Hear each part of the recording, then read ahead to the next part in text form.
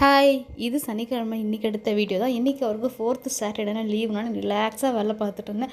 காலையிலேருந்து ஃபஸ்ட்டு வேலை துணி வேலை முடிச்சுட்டு அதுக்கப்புறம் ஸ்கூலுக்கெல்லாம் கொஞ்சம் போக வேண்டிய வேலை இருந்தது. அதெல்லாம் முடிச்சுட்டு வந்துட்டேன். அவர் வரும்போதே கொஞ்சம் காய்கறி இந்த பழம்லாம் வாங்கிட்டு வந்திருந்தாரா, சரி இன்றைக்கி எல்லோரும் ஒன்றாவே இருக்கனால பழம் ஜில்லுன்னு குடிச்சிருவோம், ஜூஸை போட்டு, இல்லைன்னா அப்படியே வேஸ்ட்டாக போயிடும்ட்டு. அது என்ன சார், கிருணி பழம், நாங்கள் அப்படி தான் சொல்லுவோம் கிருணி பழம். ஒரு சிலர் ஒரு பேர் சொல்லுவாங்க. ஃப்ரிட்ஜில் தண்ணி போட்டு வச்சுருந்தோம், அதுக்கு ஐஸ் கட்டி போடலை. ஐஸ் கட்டி போட்டு என் பசங்க கருக்கு முறுக்கு எடுத்து சாப்பிட்றாங்க, ஐஸ் கட்டி போகிறதில்ல. தண்ணி போட்டு அதை யூஸ் பண்ணிப்பேன் நான். கிருணி பழம் போட்டு நாங்கள் குடித்தா, இது என்னென்னா என் பொண்ணுக்கு மட்டும் அந்த மோடி மஸ்தான் வேலை பார்க்கணும். இல்லைனா மேடம் என்ன ஏமாற்றிடுவாங்க. இந்த மாதிரி போட்டு கொடுத்தேன்னா கடகடன்னு உறிஞ்சி குடிச்சிடும், இல்லைனா எனக்கு பழம் ஜூஸ்லாம் வேணான்னு சொல்லிட்டு ஓடுறோம். அதுக்காக இந்த மோடி மஸ்தான் வேலைலாம்.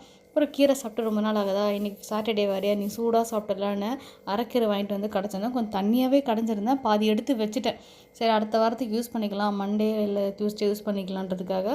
அதுக்கு தொட்டுக்கிறதுக்கு நான் பண்ணது அவரைக்காய் பொரியல் தான் பண்ணேன். உருளைக்கிழங்கு பண்ணலான்னு நினச்சேன், வேண்டாம் நாளைக்கு பசங்களுக்கு சண்டேக்கு பண்ணி கொடுத்துலாம், நாளைக்கு அமாவாசை இல்லையா, நாளைக்கு நான்வெஜ் கிடையாது.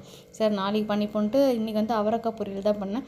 இந்த காய் அந்த காய் இல்லைங்க, எந்த காய் இருந்தால் நான் சூடாக இருக்கும்போது சாப்பிட்டு முடிச்சிடணும், அவ்வளோதான் எனக்கு பொறுத்த வரைக்கும்.